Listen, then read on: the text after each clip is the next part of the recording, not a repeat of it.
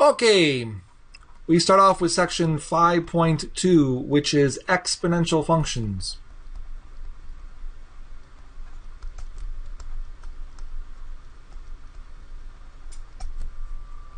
Boop.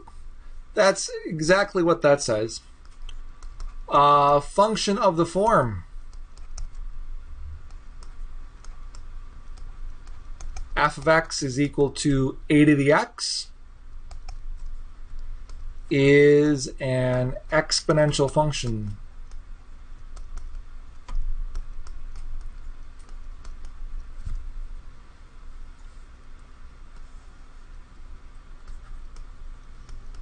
Provided a is greater than 0 and a does not equal 1.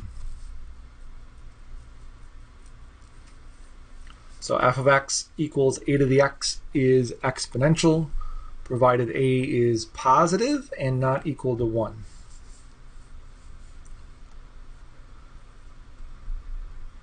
So just to make sure this definition is okay,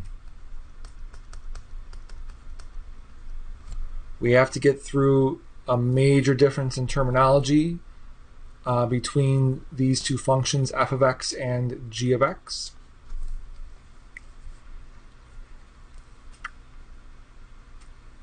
In the first one on the left, f of x equals 2 to the x. Notice the variable is in the exponent. Because the variable is in the exponent, this function is called exponential. Exponential.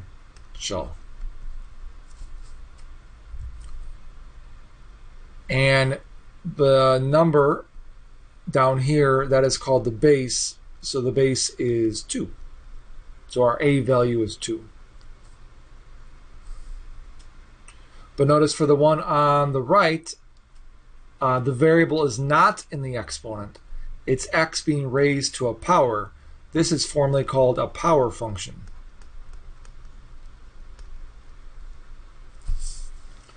So we are not talking about things like x squared. We are talking about things like 2 to the x. The reason for the huge difference here is because when you hit calculus, you're going to have a differentiation rule called the exponential rule, and you're going to have a differentiation rule called the power rule. And you cannot use one rule for the other type of function, unfortunately. So you have to know the difference between the two. So for our purposes, if the variable is in the exponent, it's an exponential function. Now, here we have some restrictions on the base. And again, the base is a. The first thing is the base has to be a positive number, and that's because we don't want the situation to where we have a base being a negative number and the exponent being fractional like a half, because a square root, 1/2 is a square root, and now we're talking about imaginary numbers. So we don't have imaginary numbers in this chapter at all. So this restriction avoids imaginary numbers. There is a link to exponentials and imaginary. That is a calculus topic. They'll worry about that later. The second thing is a can't be 0, and the reason being is when you raise 0 to a positive number, you just get 0, so that's boring. If you raise 0 to the 0 or 0 to a negative number, then we got a problem. Those are both formally called indeterminate form.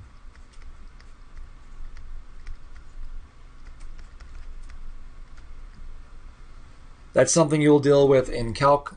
We don't deal with it now. So by saying a must be positive, we've eliminated imaginary numbers. We've eliminated dividing by 0 and whatever 0 to the 0 is. So that's all gone. A not equaling 1 is a little less sinister.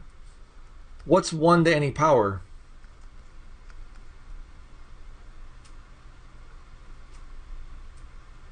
One. So that's boring. So we have two possible values for a. A can be a number, that's bigger than 1, or a can be a number that's between 0 and 1.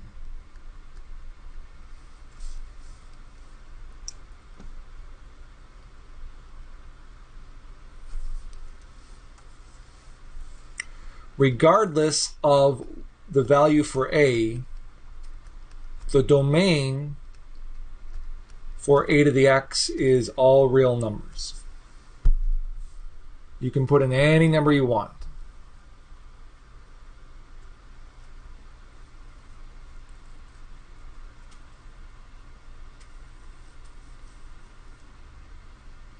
The range we'll see graphically is 0 to infinity, not including the 0.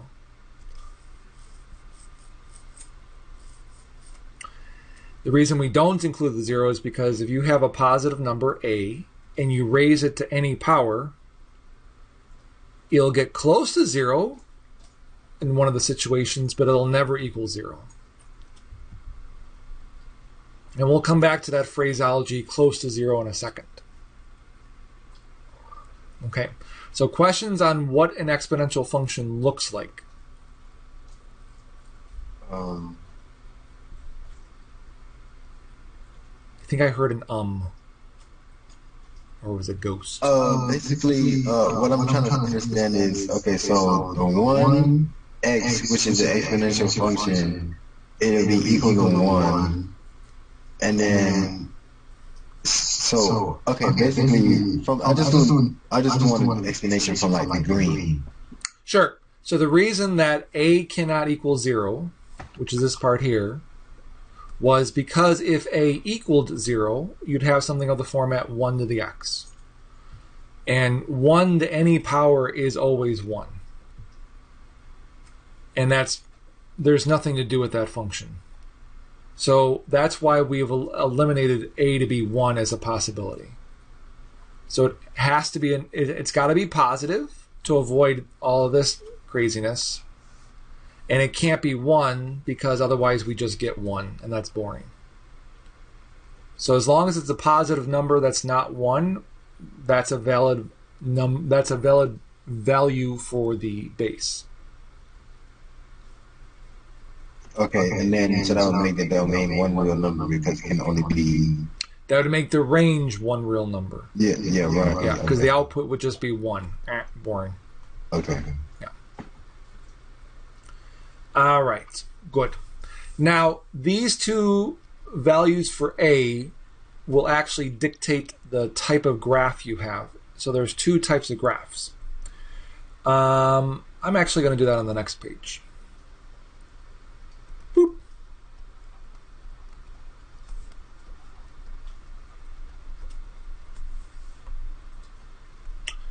So I think every book does this, but we'll walk through it.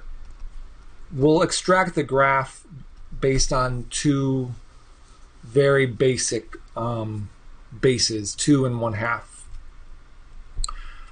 In the videos, you'll have 4 as the base, so a little bit of variety there. Because this shape is new to us, we're going to go back to making charts to find the y values, and once we have the y values, we'll plot the points.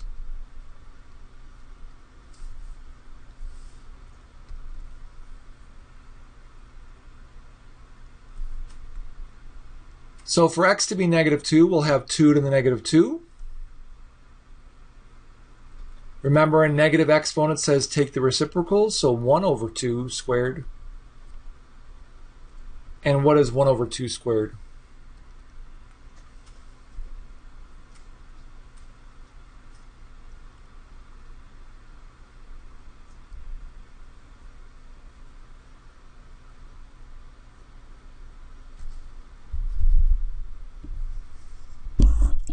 Two squared is 4. 0.5. Let's leave it as a fraction, 1/4. Yeah. Okay. And then we'll have 2 to the -1. Negative 1 just says take the reciprocal. So that's just 1 over 2, so a half. Next we'll have 2 to the 0. What's 2 to the 0?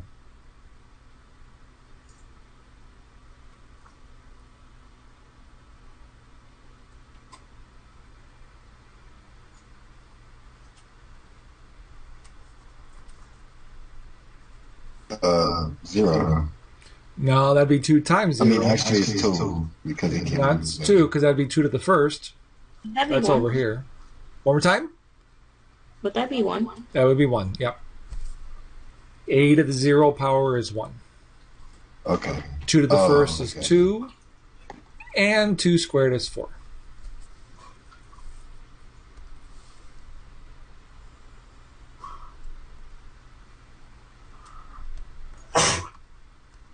Marsh, what are you doing, buddy?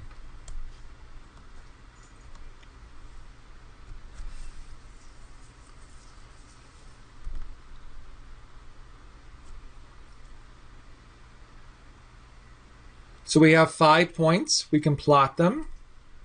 Just do your best. So negative 2 comma a quarter, about right here.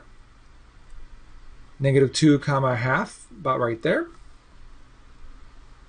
I'm sorry, negative 1 comma a half. 0, 1.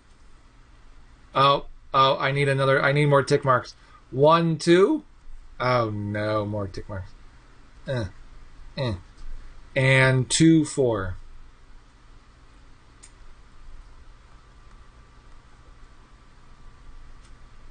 And then start from your left and go to the right. Oh no, this is so difficult. I did it. Proud of myself.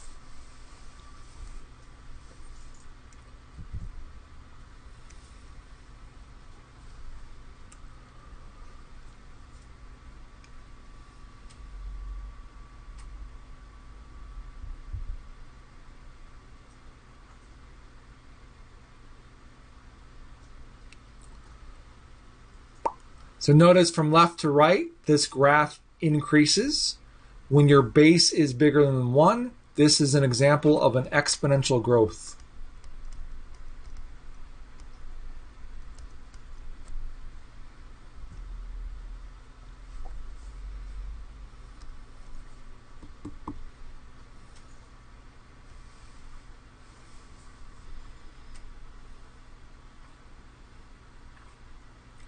We'll do the same thing for 1/2 quantity to the x.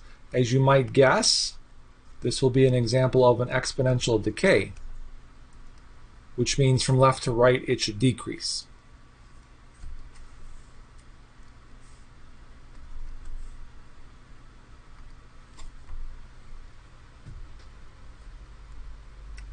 So if you would, fill in these y values here and plot the points.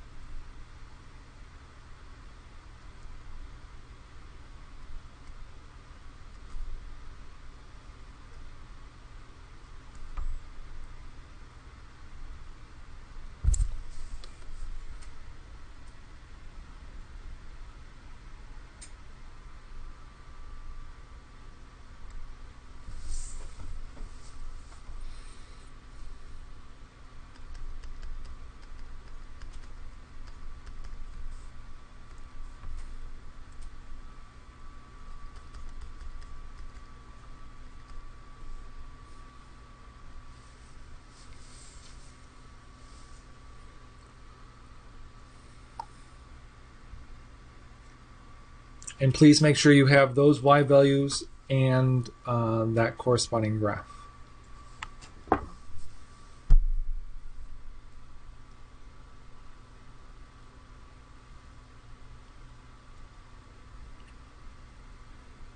It is not a coincidence that the numbers are just in reverse. We can talk about that.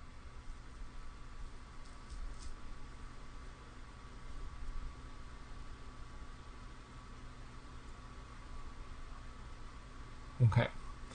Let's talk about properties of the graph.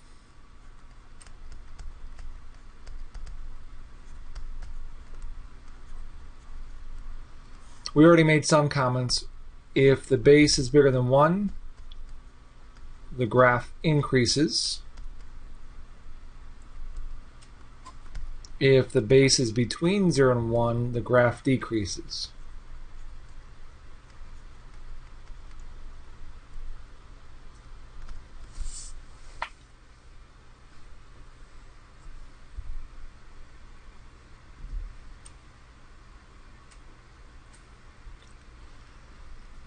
We also alluded to a property of the graph from before, and that is that notice on the purple graph, as we go for smaller and smaller x values, the graph gets closer to y equals 0. And on the green graph, for larger and larger x values, the graph gets closer to y equals 0.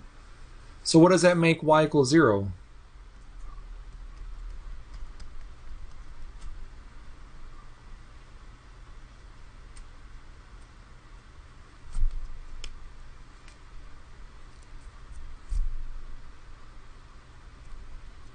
So when x gets really, really big or really, really small and y approaches a number, then that number gives you the what of the graph. 2 words.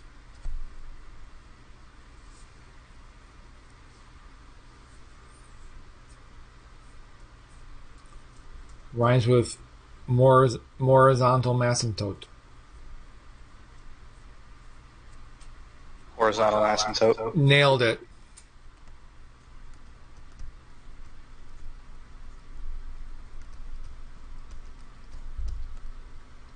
Very good. Oh, I'm going to hit save before I do anything else because I always freak out. It's actually week 9. It's not week 8. All right. And there was another thing in common. There are 2 ordered pairs that both graphs go through. Can anyone give me one?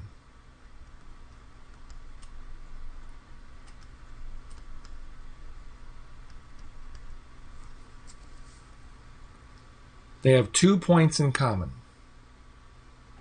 0 and 1. Yeah, they both go through 0, 1. 0, 1, 0, 1. The other point is not obvious, so I will tell you that one. And 1. The 1 and 2. Not well. They both don't have 1 and 2, but they both have 1 comma the base. The base on the left was 2. The base on the right was a half. So for any non-transformed graph, they will go through 0, 1, and 1 comma the base.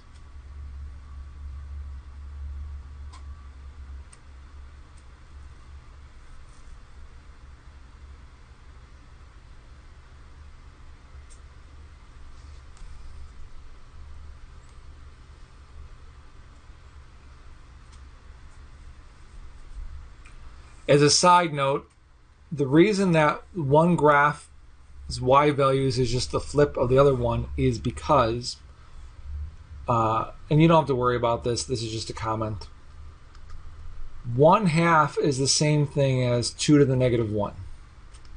That's what we just did over here. When you have a power to a power, what does that do to the powers?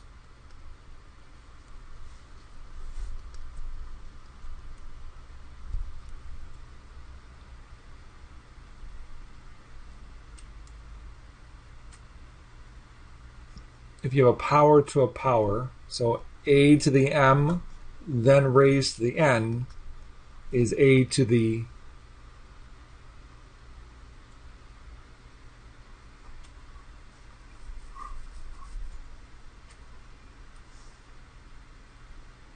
m times n. You multiply the powers. So 2 to the negative 1 to the x is the same thing as 2 to the negative x.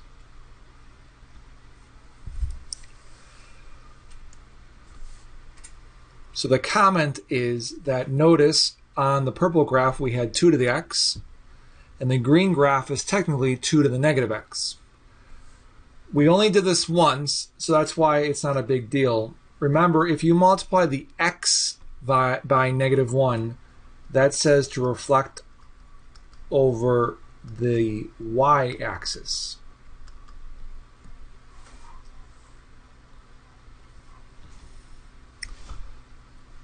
So if we took the purple graph and we flipped it over the y-axis, then we would get the green graph. So that's why the numbers are just in reverse, because everything just got flipped. Not the biggest deal. The biggest deal for my purposes is you know whether it increases or decreases, and this bit of information down here.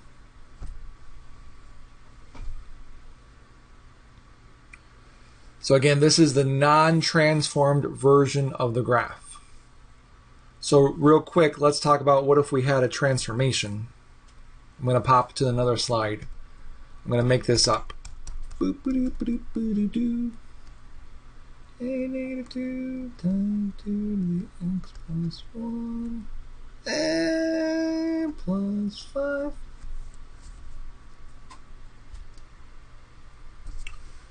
And what we're going to do is we're going to sketch a graph.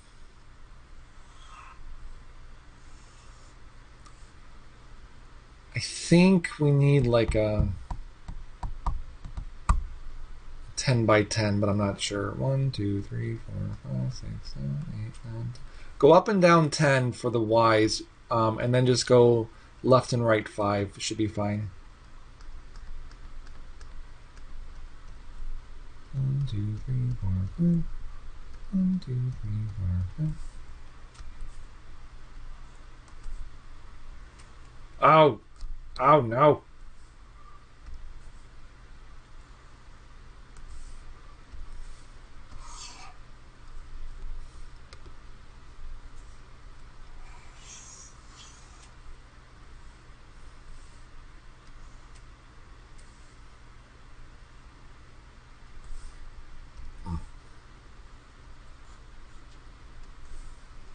Okay.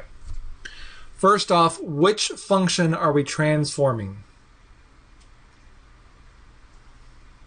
What's the base of this function?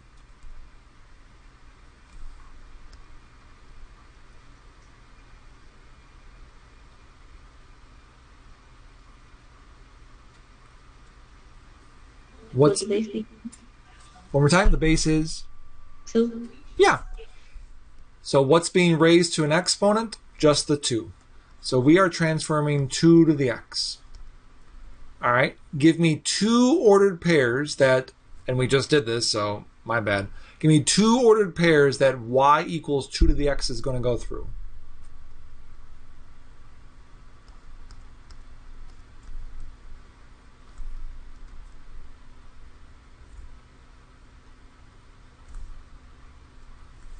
The graphs go through 0, 1, and 1, comma a. So 0, 1, and 1, comma 2.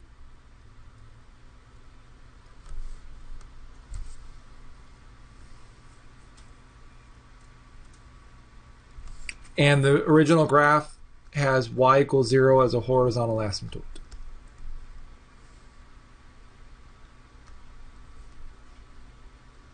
We have 3 transformations in our f of x here. What's the first step? And if you remember, we need h, a, k, and unfortunately the a is not the same a as our base. So it's bad lettering, unfortunately. What does our h say to do?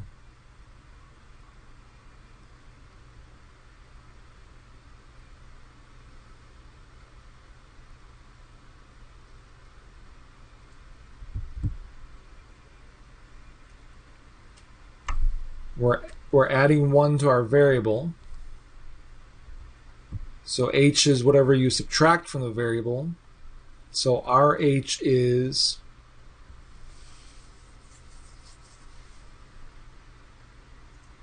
Wouldn't that be 0? We're trying to, didn't you say we plug in 1 in for x for the, x plus 1, right? what number would make it 0 though? The negative 1, right? There you go. So h is -1. Good.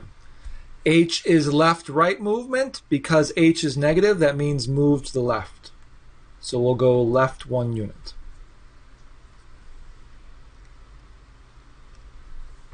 A is what you are multiplying by the function. We're multiplying -2. A is -2.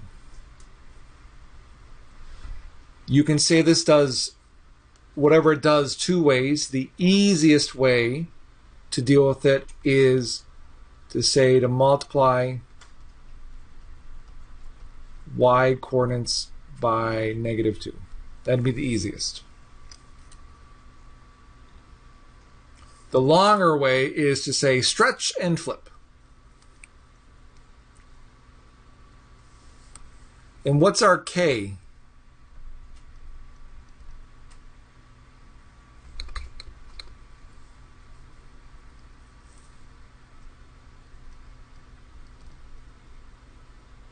Would that be the 5 Plus x? 5. Plus 5, very good. And what does that say to do?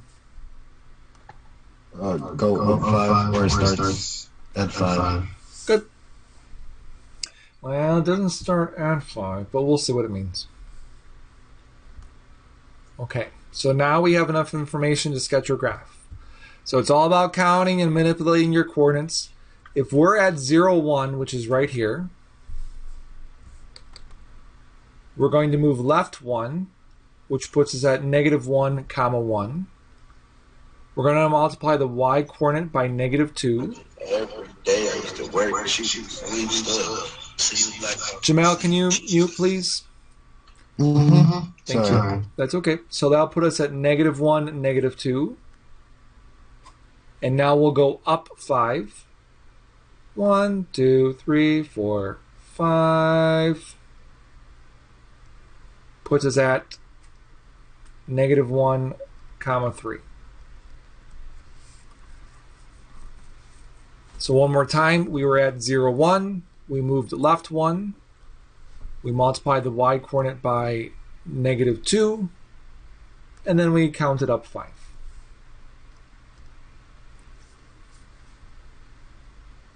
We'll do the same thing for 1, comma 2. 1, comma 2 is right here. We'll move left 1. So 0, comma 2. We'll multiply the y coordinate by -2. So 0, comma -4. 1, 2, 3, 4. And we'll move up 5. 1, 2, 3, 4, 5. Which puts us back at 0, 1.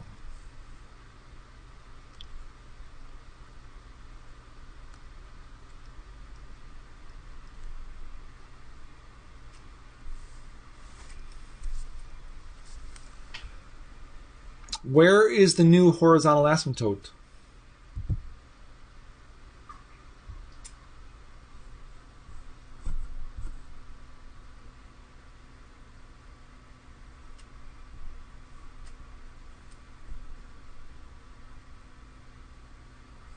So it was at y equals 0. Then we moved left 1, so that doesn't do anything. Then we multiplied it by -2. Well, 0 times -2 is still 0. But then we moved up 5. So where's the new asymptote? Y equals... That'd be 5. Very good. 1, 2, 3, 4, 5.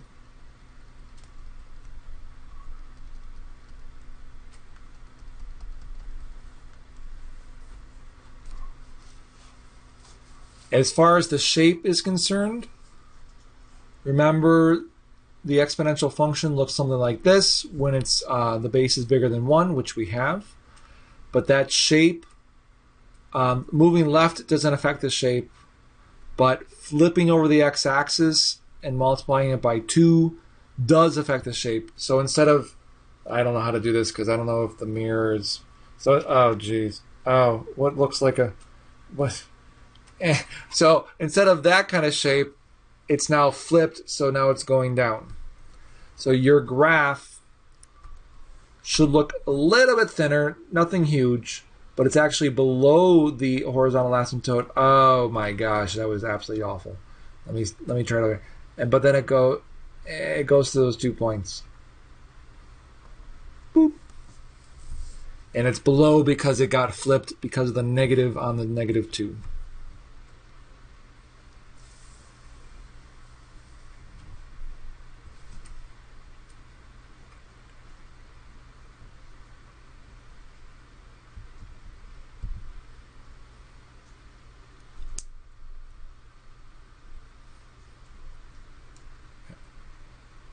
The last part of this section is just a mention. There is a number that's in the category of pi and square root of 2. That number is called E, and it's approximately 2.71828. It doesn't terminate, it doesn't repeat. It's an example of an irrational number, sort of like pi and square root of 2. E is the natural number. It was named after a very famous mathematician, Leonard Euler. Do not say Euler, it's pronounced Euler. If you mispronounce it 3 times, he will come visit you at night and give you math problems.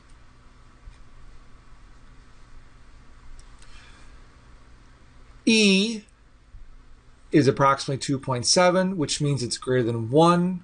So when you graph f of x equals e to the x, should you expect an increasing or decreasing function?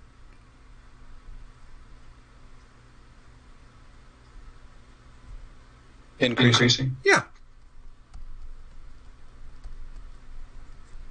Very good. As far as where E came from, E is equal to 1 plus 1 over n raised to the n as n goes on forever, as n gets bigger and bigger and bigger without bound.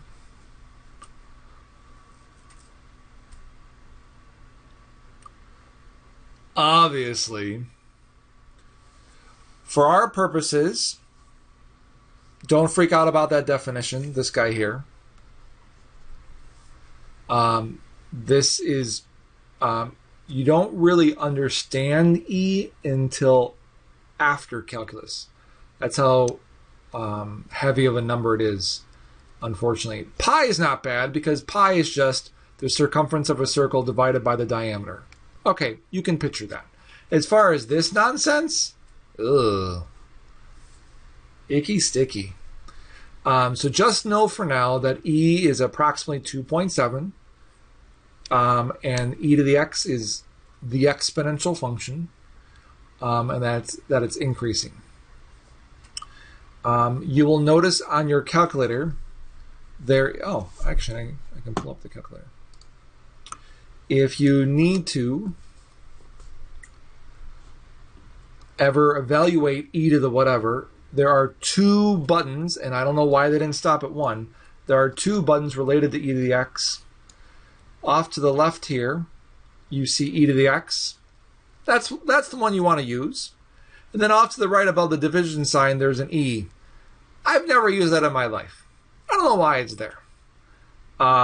So if you needed to find e squared, you can just say e squared. Boom. You get an approximation. The exact value would be e squared. The approximate value is the 7.389 number that we see. So there's your e to the x. That's really all we can say about it at this stage. It does come up later on. But just know E is a number. It's about 2.7, and you're good to go. Okay, questions on exponential functions, their graphs. That's really about it. All right, that is 5.2. 5.3 is logarithmic functions.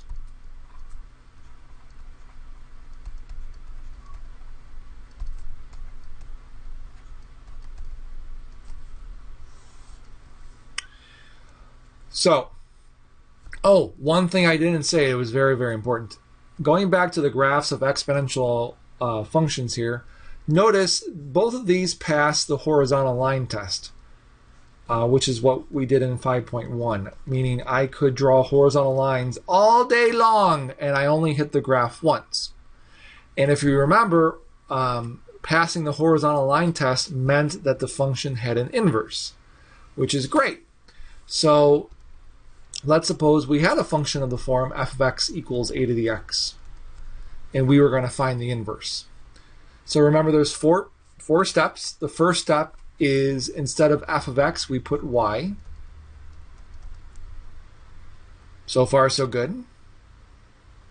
And the second step was to interchange x's and y.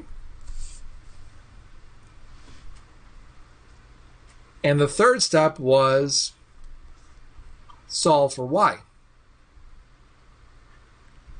All right, how do we solve for y?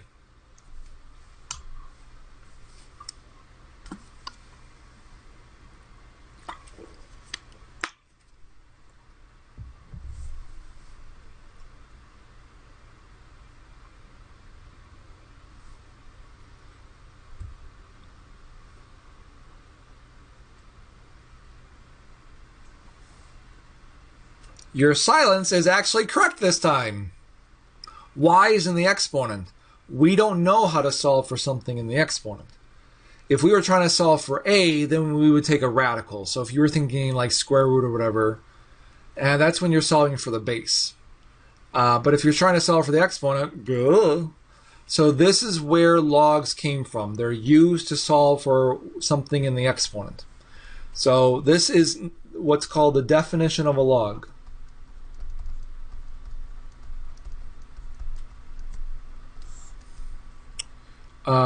We define the log base b. Oh, I'm so sorry. Log base a of x. Oh my gosh. I said it and I was supposed to write it out. I'm so sorry. Let me try this again. I only had 2 cups of coffee today. We define the logarithm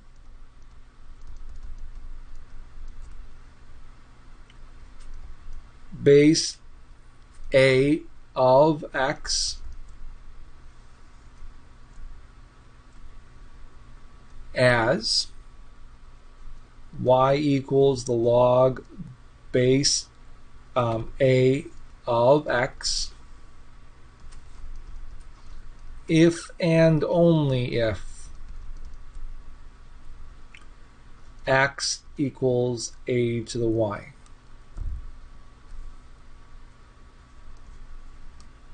Where x is greater than 0, y is real, a is greater than 0, a does not equal 1. There's a lot to unpack there. We define the logarithm base a of x as y equals log base a of x, if and only if x equals a to the y, where x is greater than 0, y is real, a is greater than 0, a does not equal 1. Okay. So what this is saying is, if we are stuck and we need to solve for a variable and the variable is in the exponent, then what you do is you rewrite the equation and you turn it into a logarithm. So if x equals a to the y, that means y equals log base a of x. So that's how you solve for y in this case.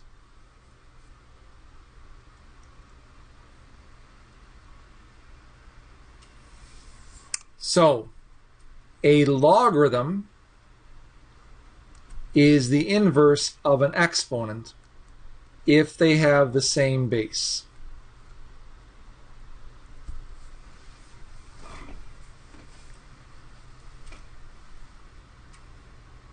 What we have in those boxes mean the exact same thing. They just say things in a different way. One says it logarithmically in the top box, the other one says it exponentially in the bottom box. You have to absolutely memorize this definition. Otherwise, there goes the rest of the chapter. We're going to see a bunch of examples, and again, there's a bunch of videos on how to get through all that. So hopefully after enough examples, it'll just become second nature for you. So our step 4 here, remember, is instead of y, we would write f inverse.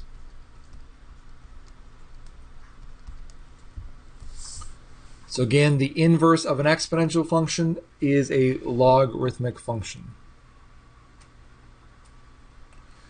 The other thing to unpack, you might have brushed right by it, is this guy right here, x greater than 0. X, in the logarithmic part, is what you are taking the log of. The formal name for that is the argument. And I can never remember if there's supposed to be an e or not. No, that doesn't look right, right? All right. I'm going to put an e. This says that the argument of the log must be positive.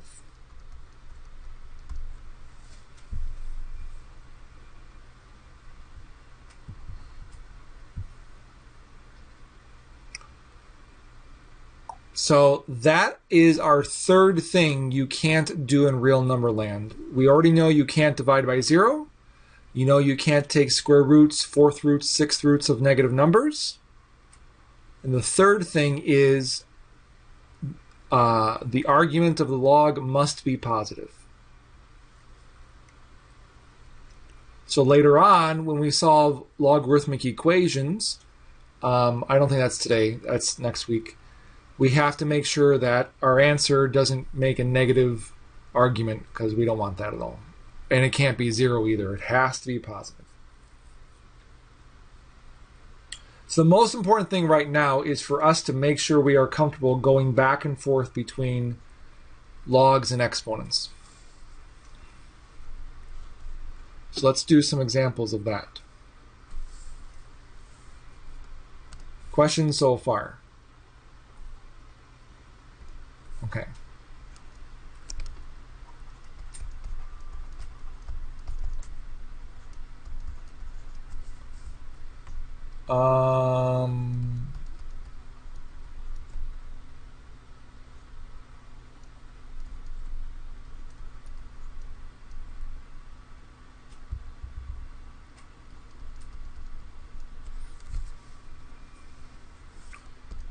Always be, yep. Oh, there we go. So we're just going to make like a little chart here. So let's suppose we had 2 cubed equals 8.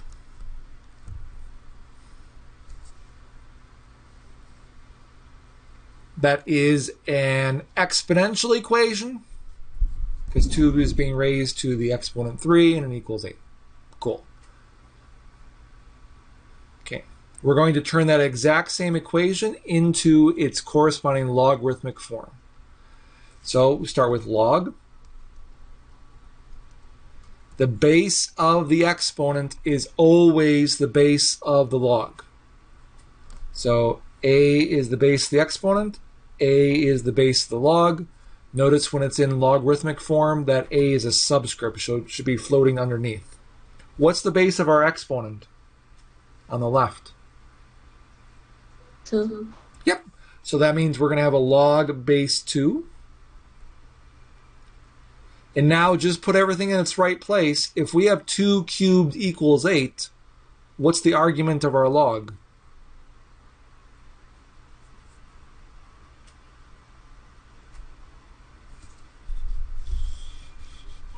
Would that be 8? Yep. Equals.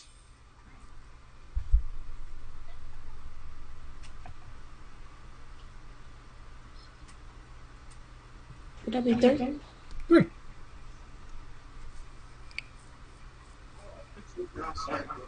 Good. So log base 2 of 8 equals 3 is the exact same equation as 2 cubed equals 8.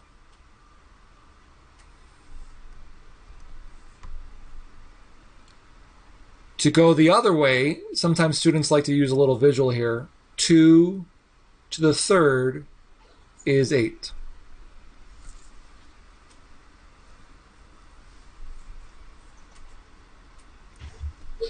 So let's go the other way.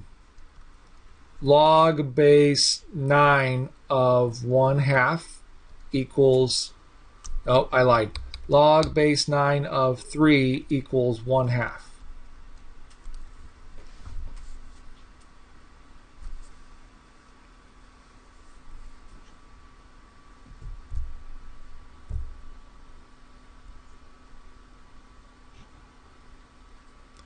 The base of the log is the base of the exponent. What's the base of our log?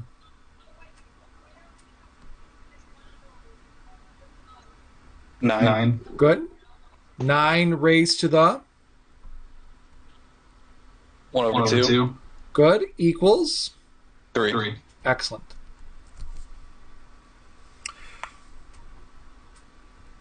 One over 2 as a power, 1/2, remember, is a square roots. So the left-hand side square root of 9, right-hand side 3. We're good. Questions? Okay, let's try another one. Nope. Okay, 10 to the negative 2 equals 0.01.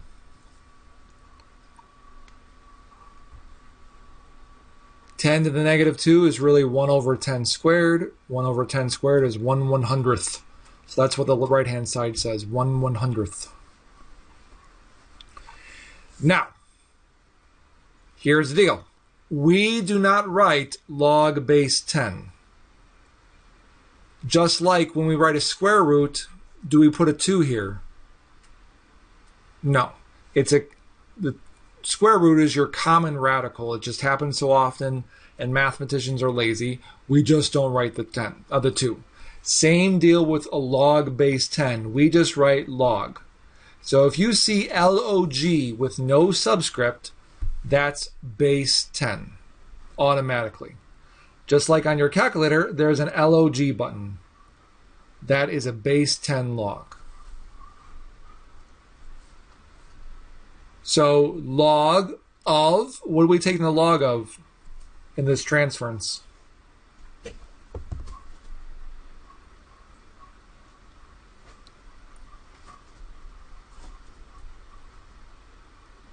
So what's the argument of this log? 0.01 Good. equals -2. There you go. So log of 0.01 equals -2. So when the log is base 10, we don't write the 10. Log is called the common log.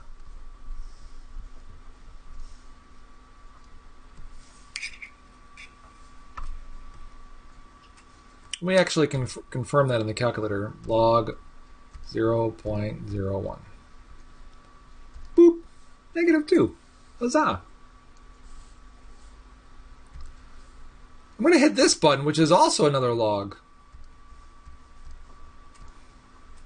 And notice I don't get -2 because it has a different base. ln, this is pronounced natural log.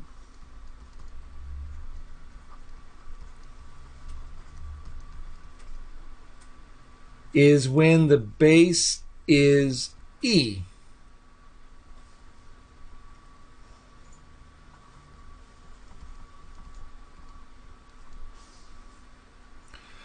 So log, no subscript, the base is 10. ln, automatically, the base is e. And that's pronounced the natural log. So the left hand, this equation would be pronounced the natural log of x equals -5. We do not write a subscript of e. We do not write log base e, or subscript e. We just write natural log. This is from the French log naturel. It is not, but if that helps you remember it, that's fine by me. It sounds like a perfume. Log naturel. So let's turn this into an exponential function. What's the base of the log if it's a natural log?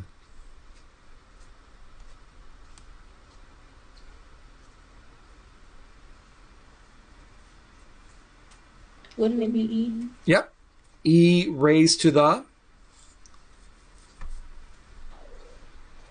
Wouldn't it be to the -5? Excellent. Equals x.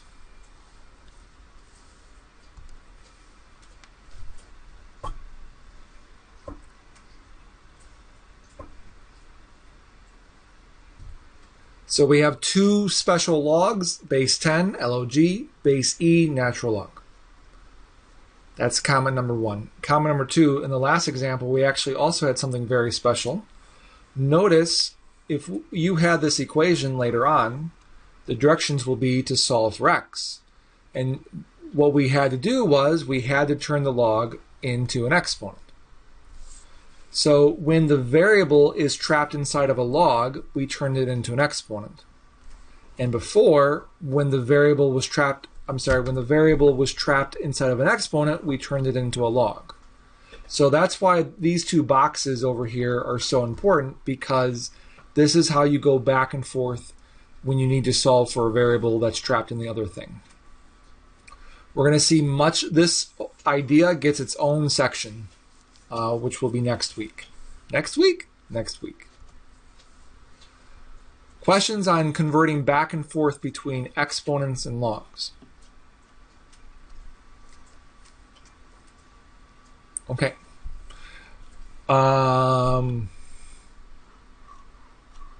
Yeah, that's good. We can talk real quick about simplifying logs.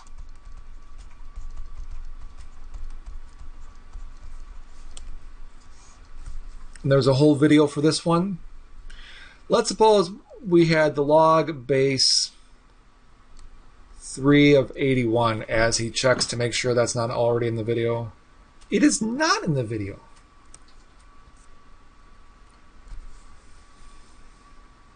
So we're going to do these. We have 3 examples. We're going to do them all without a calculator because we don't need it. So if you had log base 3 of 81, you can clean this up. The question you ask yourself is 3 to what power gives you 81?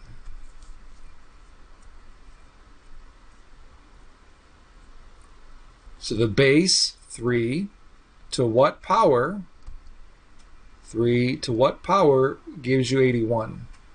4. Very good. So the exact value of the simplified log base 3 of 81 would be 4. Great. Likewise, log base 7 of 1. 7 to what power gives you 1?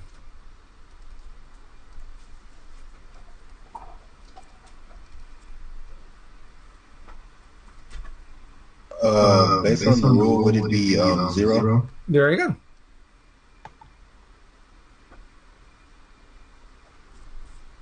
And we can generalize that. No matter what the base, if you're taking the log of 1, you always get 0. Always, always.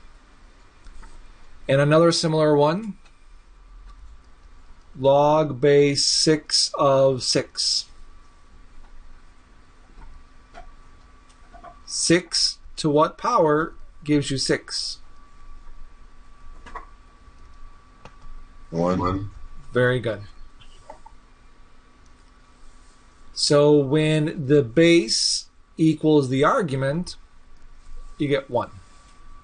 That's always true.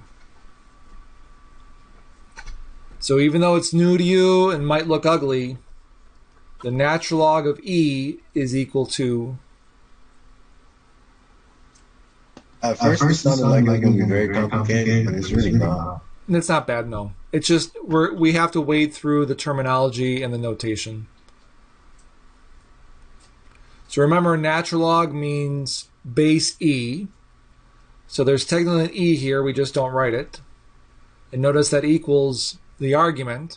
So if the base and the argument are the same, what do we get? 1. Very good. So the natural log of e is 1. Great. Okay. So that's that. Okay. So now, let's talk about the properties of the graph. I really wish I did this better. Can I duplicate this slide? No. No! How do I... Page? No. Is there a duplicate? Duplicate page. You go down. You live here now. Oh, that still didn't help me. I don't know why I did that. Alright. That's fine.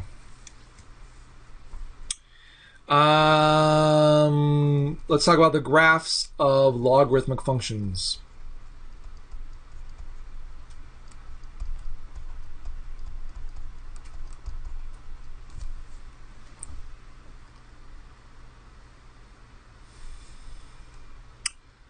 Remember, the key thing is logarithms and exponents are inverses of one another if the bases are the same.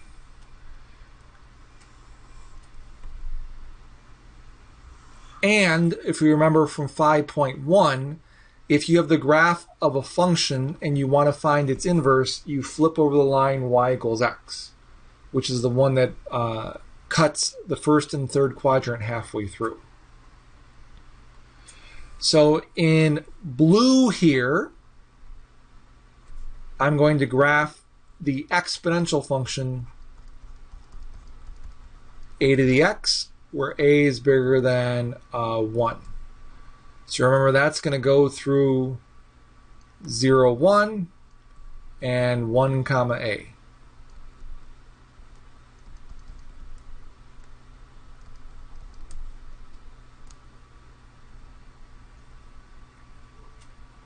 Oh, that's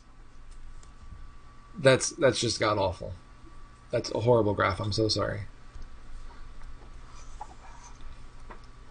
Please forgive me. So that's what we just did in 5.2. Well, if exponential functions and logarithmic functions are inverses, that means they undo each other. So if the exponential goes through 0, 1, then the inverse goes through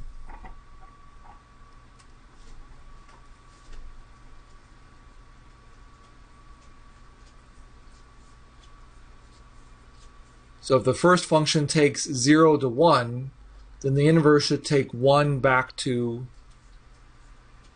0. Good. So that means our corresponding logarithmic function should go through 1, 0.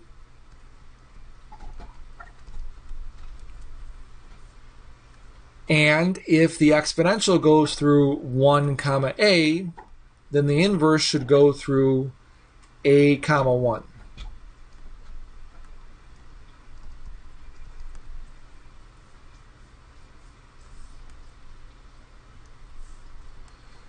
So if we imagine that there's this mirror along y equals x,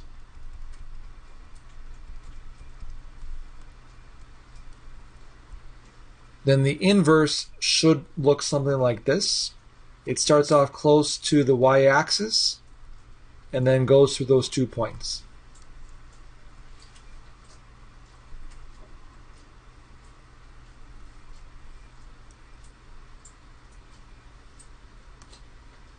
So in purple, we have the graph of the corresponding inverse function, which happens to be log base a of x,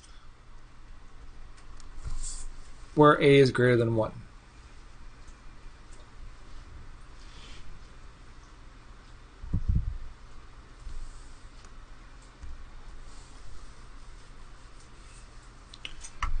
We can do the same treatment for when the base is between 0 and 1. I'm just going to do the sped up version. It's going to go through the same points. It's going to go through 1, 0.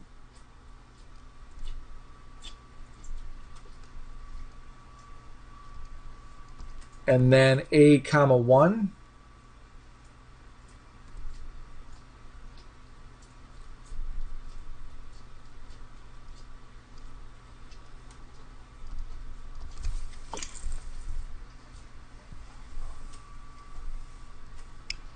And it's going to have this kind of shape.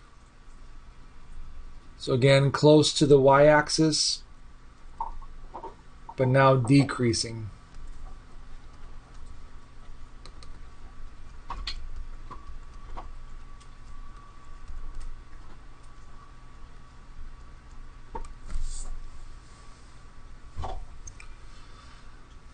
That one's not as important as the one on the right-hand side.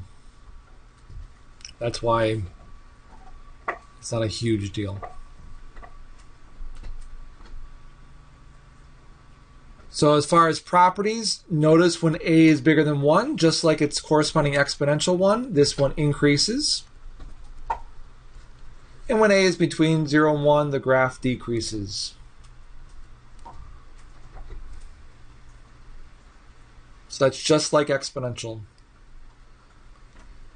The other properties is that it goes through the points 1, 0 and a comma 1. So notice the flip of exponential. And the purple graphs don't have a horizontal asymptote, they now have a vertical asymptote.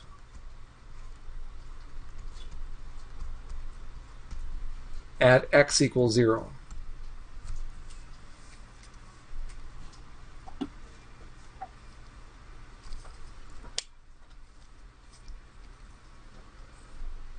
And we can see on the purple graphs, notice the entire graph is to the right of the y-axis, which also shows you that the domain is positive when the argument is positive, when x is greater than 0.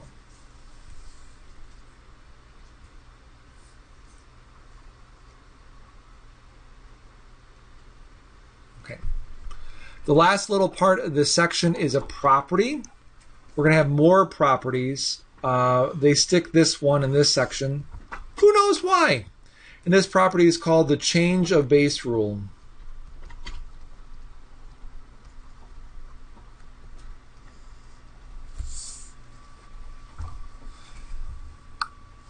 To be honest, this property is falling on the wayside because technology has caught up, and I'll show you what I mean by that.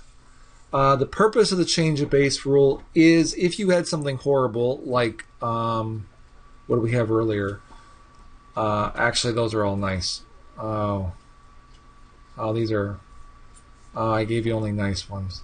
That's okay. If you had something horrible, like log base 3 of 12, and you wanted to find an approximate value, well, your calculator used to not have a log base 3 button. But now there is a way to get a log base 3 in there. If you didn't have an updated calculator, then you would need to use the change of base rule. Change of base rule says if you have something of the form log base a of, I don't know what letter the book uses, I'll just say x, and you want to get that into the calculator, you can say log of x over log of a. Notice that uses a base 10 log. Or you can use a natural log of x over the natural log of a.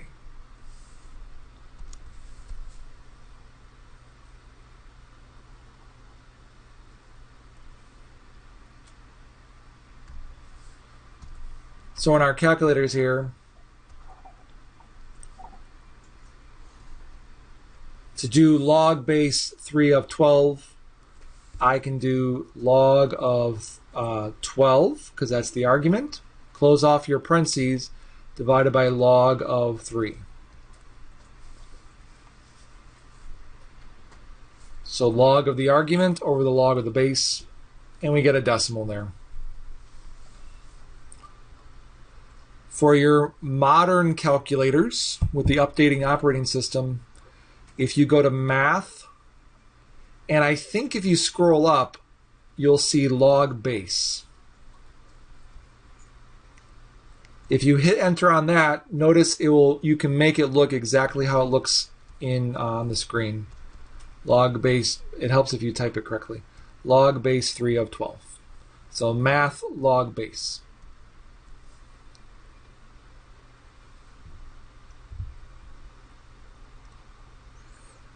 Notice it does not matter if you use an LOG or an LN for the change of base rule.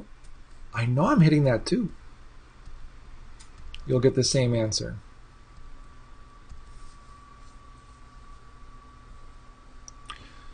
But let's talk about why we should have expected a decimal that's 2 point something.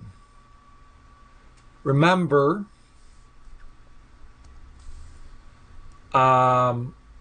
we're asking ourselves 3 to what power gives us 12. Well, remember that 3 squared is 9 and 3 cubed is 27. So we're saying 3 to what power gives us 12? Well, notice 12 is between 9 and 27, which means that power has to be between 2 and 3. So that's why we should have expected 2 point something. What you can't do is say, oh, 12 is closer to 9 than it is 27. So if I do 27 minus 9, and then divide out to make 12, I'll just make it linear. You can't make it linear, it's exponential. It doesn't work that way. All we know is that it's got to be a number between 2 and 3, which is what it was. So change the base rule, again, its purpose is to go from one base to another base, mainly to use your calculator.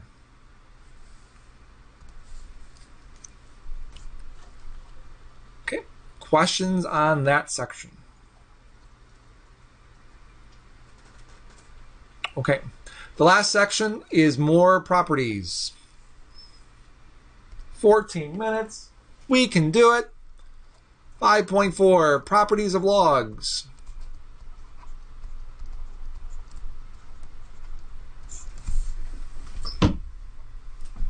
One second. What are you chewing at? Don't eat that.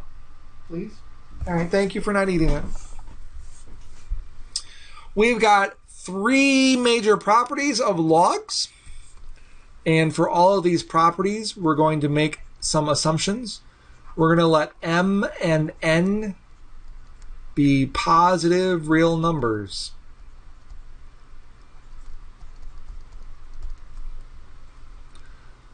And as always, we're going to make a positive and a not equal to 1.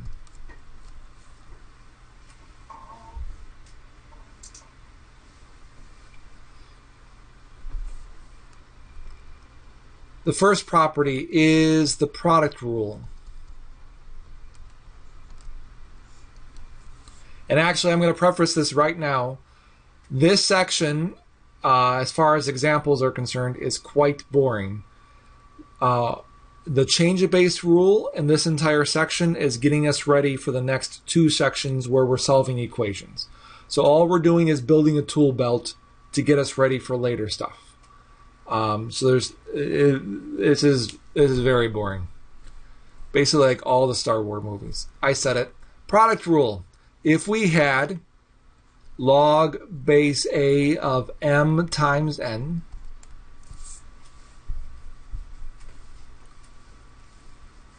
so if your argument contains a product, a multiplication, you are allowed to break this up as a sum, log base A of m plus log base A of n.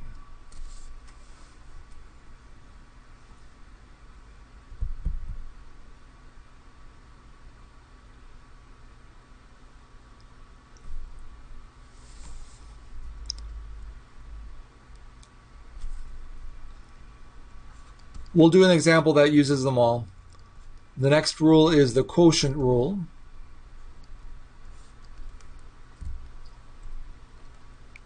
If your argument contains a fraction,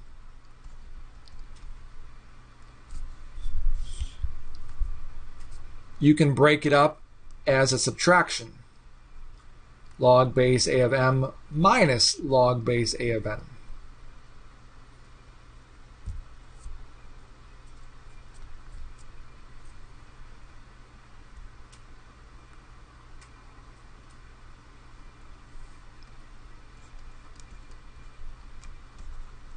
And if your logarithm has a power, I'm going to call that power r. I think that's what our book does. Oh, they call it p. If the argument of your log has a power, you can bring that power in front and multiply.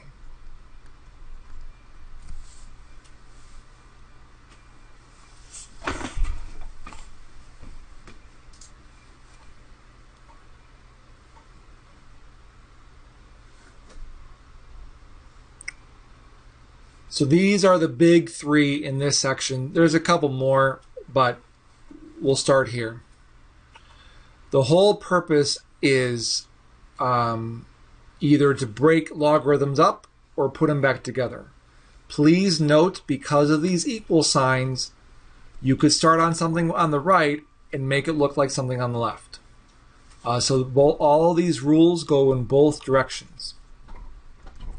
So, for example, let's suppose we had log of x squared over y cubed. And the directions are going to say something like write in terms of log of x and log of y.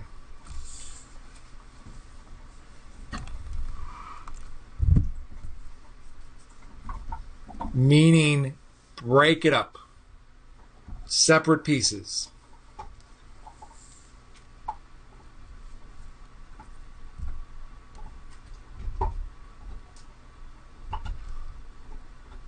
So the first thing to notice is that the major operation in your argument is division. So the first rule I would use would be the quotient rule.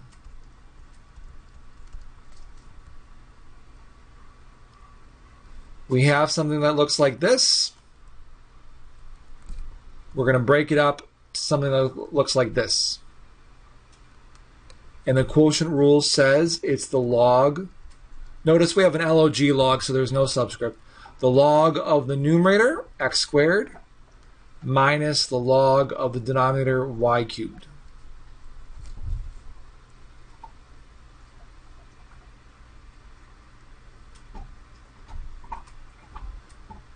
But in the directions, you'll notice it says right in terms of log of x and log of y. Meaning there is no squared and there's no cubed. Well, log of x squared, we can do something with that too. And that's from the power rule. The power rule says we can bring the 2 in front. So log of x squared is the same thing as 2 times the log of x. Minus, instead of log of y cubed, what can we write?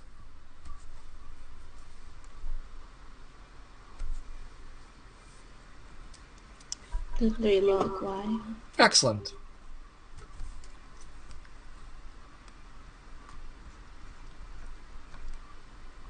Great. So we have written the log of x squared over y cubed as 2 log of x minus 3 log of y.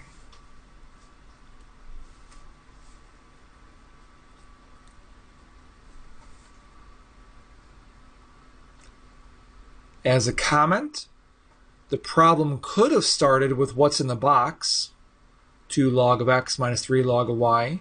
And the directions could have changed to write as one logarithm, log of something. And notice we would just take our steps backwards. We would bring the powers up in front, using the power rule in reverse, and then we're subtracting 2 logarithms. If you're subtracting 2 logs, you write it as the log of a quotient. So these go in both directions. Another quick example. Suppose we had, 3 natural log of x plus 2 natural log of y minus 4 natural log of z.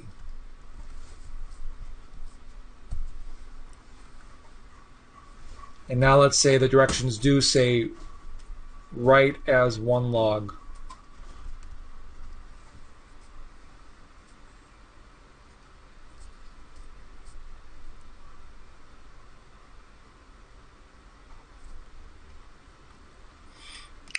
First thing that I would do is get rid of the coefficients. And the way you get rid of them is the power rule. Just be careful, and I'll explain what I mean in a second. So 3 natural log of x would now become the natural log of x cubed, plus 2 natural log of y would now become the natural log of y squared. Be careful with the last one. Minus, keep the minus where it is.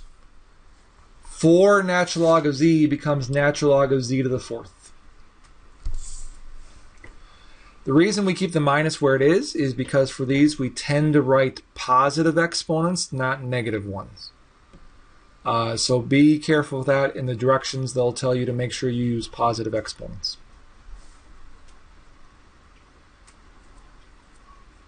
Okay? The first 2 terms, we are adding the logarithms. If you are adding the logarithms, what do you do to their arguments?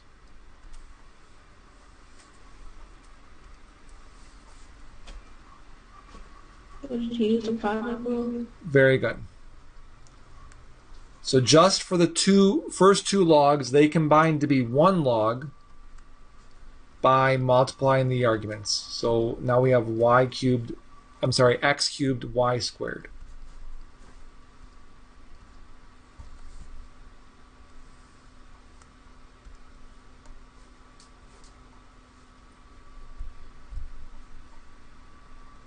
And now we are subtracting 2 logarithms. If you subtract 2 logarithms, what do you do to their arguments?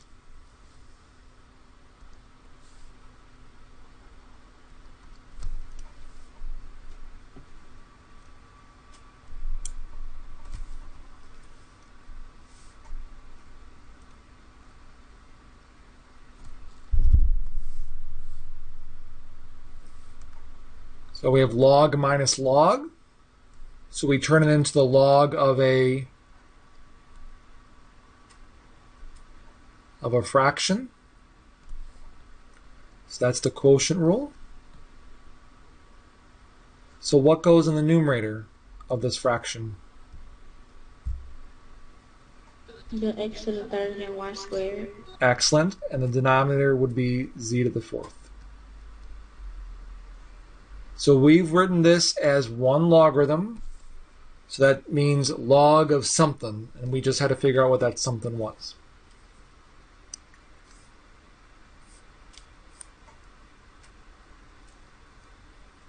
Same comment as before. I could have given you what's in the box, change the directions to break it up, and we would have gotten the first line. We would just went backwards. I totally forgot what the second comment was, but I will skip to the third comment, and hopefully the second comment will come back to me. Do not confuse the quotient rule for the change of base rule. They both involve fractions. The quotient rule is the log of a fraction. The change of base rule is the fraction of logs. So if you have log over log, that's change of base. If you have log of a fraction, that's quotient rule. If you're ever unsure, use numbers. And what I mean by that is in your calculator, do log of 2 divided by log of 3, and then do the log of 2/3. Meaning like put in what you think it might be and put it in with numbers in your calculator both ways. If you don't get the same thing, you did not use the right law. So be careful with those two rules. The last little comment is inverse properties. We actually did one of these already. The first one is log base a of a to the x is x.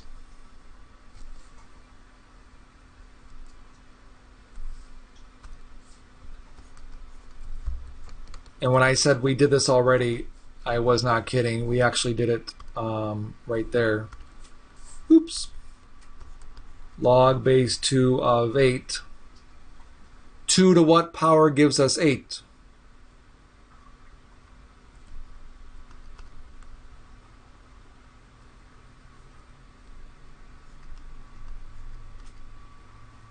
Eight is 2 cubed.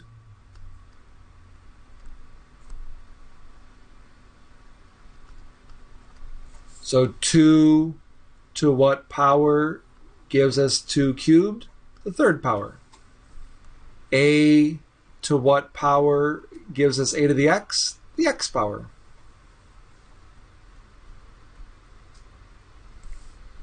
The other one works the same, but it looks horrible. A raised to the log base a of x is also x.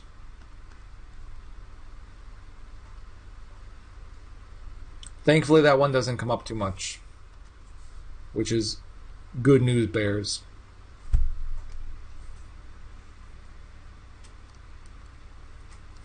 Okay. Questions on your product quotient power rule. Those are the big ones for this section. And this one does come up, but we've already done it. It just looks horrific. All right. Hooray! Only 1 minute over today. All right. So next week we will finish chapter 5 and start chapter 9. We skipped to 9 after that. If there are no questions, I hope you have a great evening and a great week. Take care.